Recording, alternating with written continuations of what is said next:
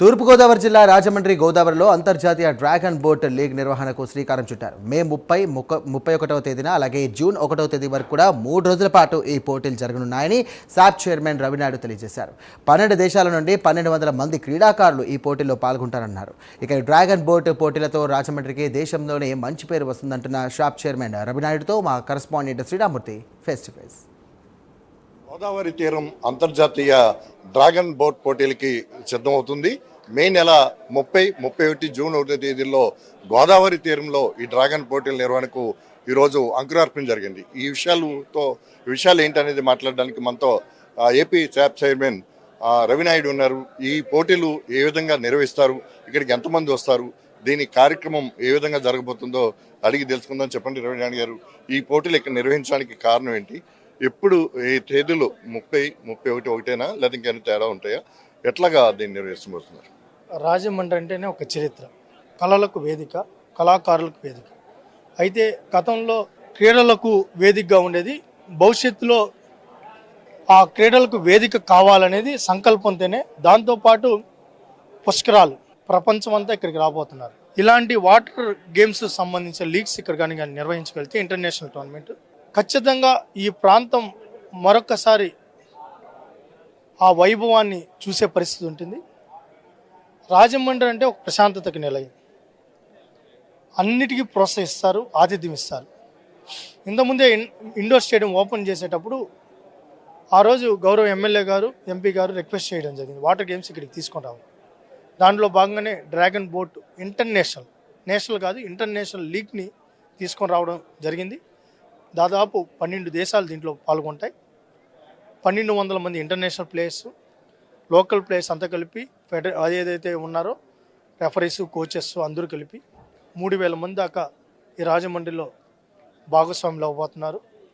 గోదావరి అంటేనే మన జీవనాడి. మన గోదావరి అనేది మామూలుగా పేర్లోనే ఒక తల్లి కనిపిస్తుంది. అక్కడ ఆ లీగ్ నిర్వహించాలనేది సంకల్పంతోనే ఈ డ్రాగన్ బోట్ లీగ్ని ఇక్కడికి లాంచ్ చేయడం. ఆ లాంచ్లో భాగంగానే పురంధేశ్వరి గారు, మిగతా అందరూ కూడా. ఇది రాజమండ్రిలో ఎక్కడ అంటే పుష్కర్ ఘాట, కోట్లింగాల ఘాట ఎక్కడ అంటే వీక్షకులు ఎంతమంది మీరు వీక్షించడానికి వీలుగా కూడా ఏర్పాటు చేస్తున్నారు? ఈ భద్రతా చర్యలు ఎట్లా ఉండబోతున్నాయి? కోటిలింగాల ఘాట్ కాడ మనం అన్నీ చూసిన తర్వాత కోటిలింగాల ఘాట్ అడ్మినిస్ట్రేషన్ వాళ్ళందరూ కూడా, కలెక్టర్ గారు, మున్సిపల్ కమిషనర్ గారు, అదైతే అన్ని విధాలా సౌకర్యవంతంగా ఉంటుందని చెప్పారు. అది 1,00,000 మంది కానీ 2,00,000 మంది కానీ చూసే అంత అవకాశం అక్కడ మాత్రమే అవకాశం ఉంటుంది. దాంతోపాటు వ్యూ కూడా అటు బ్రిడ్జ్ కావచ్చు, దాని తర్వాత మనకి ఏదైతే 3 డయాస్లు వస్తాయి. దాంతోపాటు ఎవరైతే ఇటు రాష్ట్రమే కాదు ఇతర రాష్ట్రాల నుంచి వచ్చిన వాళ్ళని కూడా చూసే దానికి అనువుగా ఉండే విధంగా ఆ మొత్తం అంతా కూడా ఏర్పాటు చేయడం. అన్నిటికంటే మెయిన్ సేఫ్టీ మెజర్మెంట్స్ పాటించాలి. ఇటు క్రీడాకారులకే కాదు, వచ్చే ఎవరైతే ఆడియన్స్కి కూడా సేఫ్టీ మెజర్మెంట్స్ కఠినంగా ఉండాలనే ఉద్దేశంతోనే కోటిలింగాల కాడ ఉంది. మనకి ఏదైతే దీనికి కొన్ని స్టాండర్డ్స్ ఉన్నాయి, అది లోకల్ మ్యాచెస్ అంటే అది మన నిర్ణయం, కాకపోతే దీనికి ఇంటర్నేషనల్ స్టాండర్డ్స్ ఉన్నాయి. ఇంటర్నేషనల్ ఫెడరేషన్ ఉంది. ఇది కాంపిటీషన్ కాబట్టి వాళ్ళు దాని తగ్గట్టు ఫెడరేషన్ వారు కూడా దాని తగ్గట్టే అన్నీ కూడా ఒక పద్ధతి ప్రకారం దీనిలో ఇన్వాల్వ్ అవుతాయి. అదే Sai sports authority of India కూడా ఇన్వాల్వ్ అవుతుంది. అదేవిధంగా ఆంధ్రప్రదేశ్ స్పోర్ట్స్ అథారిటీ, టూరిజం అందరూ మిక్స్ అయ్యి ఒక పద్ధతి ప్రకారం దీన్ని చేయడం జరుగుతుంది. కేంద్రం దీంట్లో ఏ విధంగా మీకు భాగస్వామ్యం ఇస్తుంది? ఏపీ ఏమిటి భాగస్వామ్యం అవుతుంది? మొత్తం నిర్వహణకి ఎట్లాంటి ఏర్పాట్లు చేయబోతుంది? ఇక్కడికి తీసుకొని రావడమే పెద్ద విషయం వాళ్ళు ఇవ్వడం. ఎందుకంటే వేరే రాష్ట్రానికి కేటాయించిన లీగ్ని మనం తీసుకొని రావడం జరిగింది. మొదటగా స్పోర్ట్స్ అథారిటీ ఆఫ్ ఇండియా వారికి, మినిస్ట్రీకి అందరికి కృతజ్ఞతలు కూడా తెలియజేసుకుంటాం.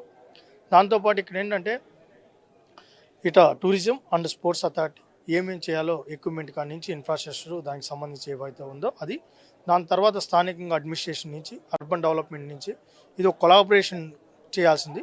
దీనికి అన్నిటికంటే మెయిన్ ఏంటంటే మనం ఆలోచించాల్సింది ఏంటంటే ఈ లీగ్ నిర్వహించిన తర్వాత రాజమండ్రి పేరు ప్రపంచానికి వినిపిస్తుంది. కాబట్టి ఇది అందరూ కూడా ఇది ఎందుకంటే ఇది ఇప్పుడున్న మోడల్ ఏదైతే ఉందో లోకల్ స్పాన్సర్షిప్ కూడా మనం బిల్డ్ చేస్తున్నాం. వాళ్ళ కూడా సహకారం కూడా కావాలి. ఎందుకంటే ఈ లీగ్ తీసుకొని రావడమే ఒక పెద్ద విషయం. ఈ దాంట్లో అందరూ మిక్స్ చేసుకుని ప్రభుత్వం, ప్రైవేట్ కంపెనీ ఏదైతే ఉందో స్పాన్సర్షిప్ అన్నీ మిక్స్ చేసుకుని ఈరోజు ఏదైతే క్రికెట్ మోడల్ ఏదో ఉందో అదే మోడల్ వెళ్తుంది. ఇప్పుడు గోదావరి చూశారు మీరు, అంటే ఇప్పుడు కోట్లింగాల ఘాట్ నుంచి చూస్తే నిలువుగా పెడతారా, ఇలా చూడడానికి వీలుగా అర్థంగా వస్తుందా? అంటే ఏ ప్రమాణాల ప్రకారం ఈ పోటీలు జరుగుతాయి? అంటే సెమీలు ఎలా జరుగుతాయి, సెమీఫైనల్ ఫైనల్ ఎలా జరుగుతాయి? ఎన్ని కిలోమీటర్ల రేంజ్ మీకు ఉంటుంది? కిలోమీటర్ రేంజ్ ఉంటుంది. దాని తర్వాత ఎలా ఉంటుంది అనేది మీకు మెజర్మెంట్స్తో కూడా డ్రాయింగ్తో కూడా మీకు ఇవ్వడం జరుగుతుంది. ఇప్పుడు ఈ ఏర్పాట్లు అన్ని ఎప్పటి నుంచి మీరు పూర్తి స్థాయిలో ఆల్రెడీ మొదలైనాయి. ఈరోజు అడ్మినిస్ట్రేషన్ ఏదో కలెక్టర్ గారు, కమిషనర్ గారు, మా ఎమ్మెల్యే గారు, ఎంపీ గారు కూడా ఫీల్డ్ విజిట్ కూడా ఈరోజు ఉంది. ఇక పనులు ప్రారంభమైనట్టే. అంటే మొత్తం కోట్లింగాల ఘాట్లో ప్రేక్షకులకి సంబంధించి ఎలాంటి ఏర్పాట్లు, అంటే పాస్ లాంటివి పెడతారా, ఎవరన్నా వచ్చి చూడవచ్చా, ఏంటి ఎట్లా పెడతారు? 3 ఫేజుల్లో ఉంటాయి. దాన్ని కూడా అన్ని అయిన తర్వాత మళ్ళా అందరం కూర్చొని తర్వాత ఈ మంత్కి అంతా ఒక కంక్లూజన్ ఇస్తాం. మీడియాకు కూడా సపరేట్ గ్యాలరీ ఉంటుంది.